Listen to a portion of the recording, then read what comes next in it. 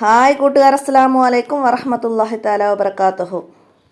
5ാം class പൊതുപരീക്ഷാ വിദ്യാർത്ഥികൾക്ക് അവരുടെ ദുറൂസുൽ ഇസ്ലാം 2 എന്ന എക്സാമിന് വേണ്ടി സഹായകമാകുന്ന കുറച്ച് പാഠങ്ങളുടെ ചോദ്യങ്ങളുമായിട്ടാണ് ഞാനിന്ന് വന്നിരിക്കുന്നത്.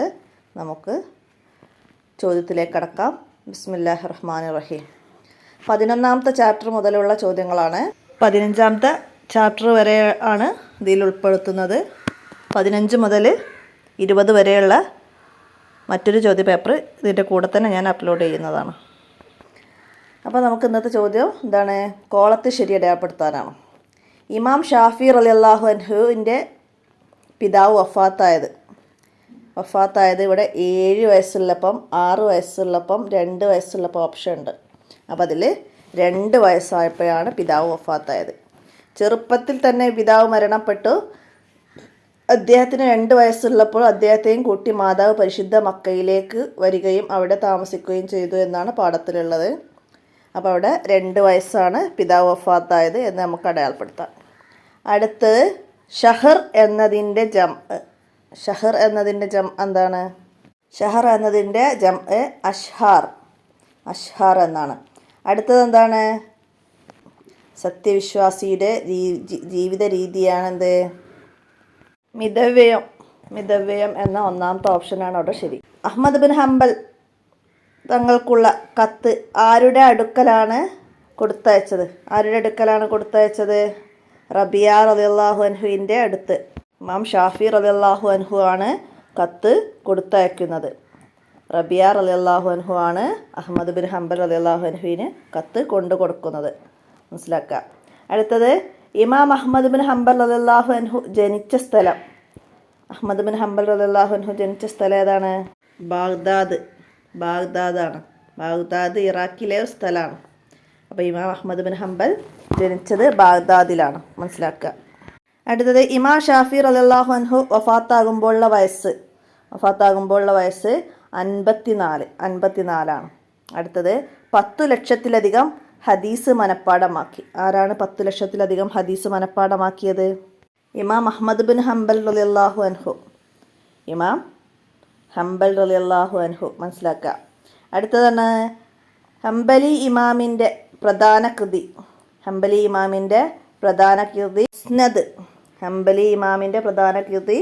മുസ്നദാണ്. 7 ലക്ഷം ഹദീസുകളിൽ നിന്ന് തിരഞ്ഞെടുത്ത ഹദീസുകൾ അതിലുണ്ട്. മനസ്സിലാക്കുക. അടുത്തത് ഇമാം അഹ്മദ് ബിൻ ഹംബൽ റളിയല്ലാഹു അൻഹുവിൻ്റെ ശിഷ്യൻ. ശിഷ്യൻ ആരായിരുന്നു? ഇമാം ബുഖാരി റളിയല്ലാഹു അൻഹു. അപ്പോൾ ഇവിടെ ഓരോ ഓപ്ഷനേ വന്നിട്ടുള്ളൂ. ഇമാം ബുഖാരി, ഇമാം മുസ്ലിം, ഇമാം അബൂ ദാവൂദ് റളിയല്ലാഹു അൻഹു.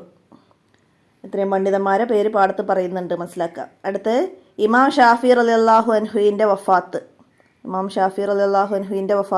ഇവിടെ മാസമാണ് ചോദിക്കുന്നത്. റജബ് മാസത്തിലാണ് വഫാത്തായത്.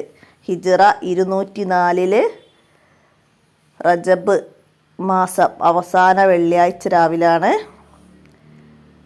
ഇമാം ഷാഫി റളിയല്ലാഹു അൻഹു വഫാത്തായത്. മനസ്സിലാക്കുക. അടുത്ത വിട്ട ഭാഗം പൂരിപ്പിക്കാനാണ്. ലാ തസുബ്ബു ഖുറൈശൻ ഡാഷ് എന്താണ്? ലാ തസുബ്ബു ഖുറൈശൻ ഫഇന്ന ആലിമഹ യംലഉൽ അർള ഇൽമൻ.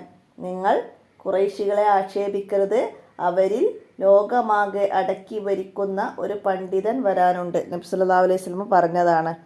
അപ്പോൾ അത് മനസ്സിലാക്കി പഠിക്കുക, അർത്ഥവും പഠിക്കുക. അടുത്ത ഇമാം ഷാഫി റളിയല്ലാഹു അൻഹു ഡാഷ് വയസ്സിൽ വിശുദ്ധ ഖുർആൻ മനഃപ്പാഠമാക്കി. എത്രാം വയസ്സിലാണ് ഖുർആൻ മനഃപ്പാഠമാക്കിയത്? 7ാം വയസ്സിൽ വിശുദ്ധ ഖുർആൻ മനഃപ്പാഠമാക്കി. ഇമാം ഷാഫി റളിയല്ലാഹു അൻഹു 7ാം വയസ്സിൽ വിശുദ്ധ ഖുർആൻ മനഃപ്പാഠമാക്കി. അടുത്തത് അഹ്മദ് ബിൻ ഹംബൽ റളിയല്ലാഹു അൻഹുവിൻ്റെ ജനാസ നിസ്കാരത്തിൽ ഡാഷ് ആളുകൾ പങ്കെടുത്തു. എത്ര? 8 ലക്ഷം ആളുകൾ പങ്കെടുത്തു. അടുത്തത് ഇമാം അഹ്മദ് ബിൻ ഹംബൽ റളിയല്ലാഹു അൻഹു ഡാഷ് എന്ന പേരിൽ അറിയപ്പെടുന്നു. എന്ത് പേരിലാണ് അറിയപ്പെടുന്നത് ഇമാം അഹ്മദ് ബിൻ ഹംബൽ? ഇമാം അഹ്ലുസുന്ന എന്ന പേരിലാണ് ഇമാം അഹ്മദ് ബിൻ ഹംബൽ റളിയല്ലാഹു അൻഹു അറിയപ്പെട്ടത്. അടുത്തത് ജലക്ഷാമം നേരിടുമ്പോൾ ഡാഷ് ഉപേക്ഷിക്കണം. എന്താണ് ഉപേക്ഷിക്കേണ്ടത്? ജലക്ഷാമം നേരിടുമ്പോൾ വെള്ളം കൊണ്ടുള്ള ശുദ്ധീകരണം ഉപേക്ഷിക്കണം. അപ്പോൾ അത്ര എഴുതാം. അടുത്തത് ഇമാം ഷാഫി റളിയല്ലാഹു അൻഹു ജനിച്ച സ്ഥലം. ഇമാം ഷാഫി റളിയല്ലാഹു അൻഹു ഫലസ്തീനിലെ ഒസ്സയിലാണ് ജനിച്ചത്. ഫലസ്തീനിലെ ഒസ്സ. അടുത്തത് ഭൂമിയിലെ ജീവജാലങ്ങളിൽ ആദ്യം നശിക്കുമെന്ന് നബി സല്ലല്ലാഹു അലൈഹി വസല്ലം പറഞ്ഞ ജീവി ഏത്? എന്തായിരുന്നു? ജറാദുകളാണ് ആദ്യം നശിക്കുമെന്ന് നബി സല്ലല്ലാഹു അലൈഹി വസല്ലം പറഞ്ഞത്. ഉമർ റളിയല്ലാഹു അൻഹുവിൻ്റെ കാലത്ത് ജറാദുകളുടെ എണ്ണം കുറഞ്ഞു. മനസ്സിലാക്കുക. അടുത്തത് എന്താണ്? അഹ്മദ് ബിൻ ഹംബൽ റബിയ റളിയല്ലാഹു അൻഹുവിന് സമ്മാനമായി നൽകിയത്? അഹ്മദ് ബിൻ ഹംബൽ റളിയല്ലാഹു അൻഹു റബിയ റളിയല്ലാഹു അൻഹുവിന് സമ്മാനമായി നൽകിയത് എന്തായിരുന്നു? തൻ്റെ ഷർട്ട് സമ്മാനമായി നൽകി. മനസ്സിലാക്കുക. അടുത്തത് അഹ്മദ് ബിൻ ഹംബൽ റളിയല്ലാഹു അൻഹു വഫാത്തായത് ഹിജ്റ 241 റബീഉൽ അവ്വൽ 12 വെള്ളിയാഴ്ച രാവിലെയായിരുന്നു അദ്ദേഹം വഫാത്തായത്. ഹിജ്റ 241. അടുത്തത് മുസ്നദ് എത്ര ഹദീസിൽ നിന്ന് തിരഞ്ഞെടുത്തതാണ്? മുസ്നദ് 7,00,000 ഹദീസുകളിൽ നിന്ന് തിരഞ്ഞെടുത്തതാണ്. അടുത്തത് റബീഉ ബിൻ സുലൈമാൻ റളിയല്ലാഹു അൻഹു ഇമാം ഷാഫിയെ കുറിച്ച് എന്താണ് പറഞ്ഞത്? ഇനി ഒറ്റ വാചകത്തിൽ ഉത്തരം എഴുതാനാണ്. ഇമാം ഷാഫി റളിയല്ലാഹു അൻഹു ദിവസവും 1 ഹത്തം വീതവും റമളാനിൽ 2 ഹത്തം വീതവും ചെയ്യാറുണ്ടായിരുന്നു. ചില ആയത്തുകൾ ഓതുമ്പോൾ അദ്ദേഹത്തിന് ബോധം നഷ്ടപ്പെടാറുണ്ടായിരുന്നു. ശിഷ്യനായ റബീഉ ബിൻ സുലൈമാൻ റളിയല്ലാഹു അൻഹു പറഞ്ഞതാണിത്. അപ്പോൾ മനസ്സിലാക്കി പഠിക്കട്ടോ. അടുത്തത് ഖിയാമത്ത് നാളിൻ്റെ ചെറിയ അടയാളങ്ങളിൽ 4 എഴുതുക. അപ്പോൾ അടുത്ത കുറേ അടയാളങ്ങൾ പറഞ്ഞിട്ടുണ്ട്. 4 എഴുതിയാൽ മതി. മതപരമായ അറിവ് കുറയുക, മസ്ജിദിൽ ശബ്ദ കോലാഹലങ്ങൾ ഉണ്ടാവുക, സംഗീതമേളകളും നർത്തകികളും വർദ്ധിക്കുക, കൊലപാതകം പരക്കുക, വ്യഭിചാരം കൂടുക, പലിശ ഇടപാടുകൾ അധികമാവുക, മദ്യപാനം വർദ്ധിക്കുക. ഇങ്ങനെ 4 എഴുതിയാൽ മതി. മനസ്സിലാക്കി പഠിക്കുക. ഖിയാമത്ത് നാളിനെ കുറിച്ചിട്ട് അവസാനത്തെ 5 വരി കുറയാതെ എഴുതാൻ വരും. അപ്പോൾ അവിടെ എഴുതണമെങ്കിൽ നമ്മൾ നന്നായിട്ട് പാഠഭാഗം മനസ്സിലാക്കണം. അടുത്ത ഷാഫി മദ്ഹബിൽ കൂടുതൽ ആളുകളുള്ള സ്ഥലം. അതിൽ കൂടുതൽ ആളുകൾ ഷാഫി മദ്ഹബ് പിന്തുടരുന്ന സ്ഥലം ഏതാണ്?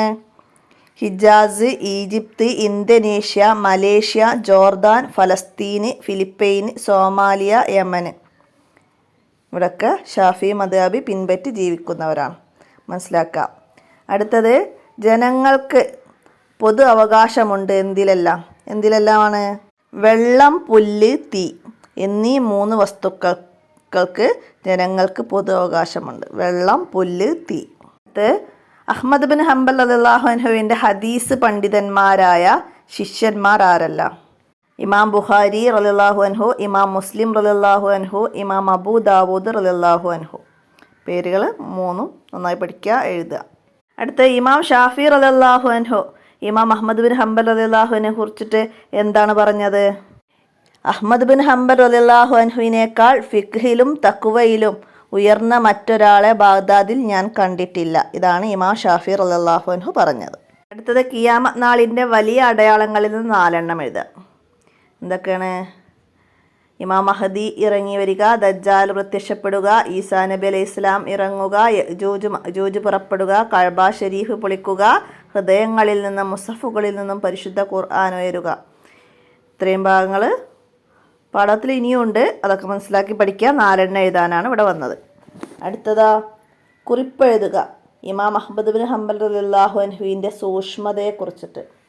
ഇമാം അഹ്മദ് ബിൻ ഹംബൽ റളിയല്ലാഹു അൻഹുവിൻ്റെ സൂക്ഷ്മത എന്താണ്?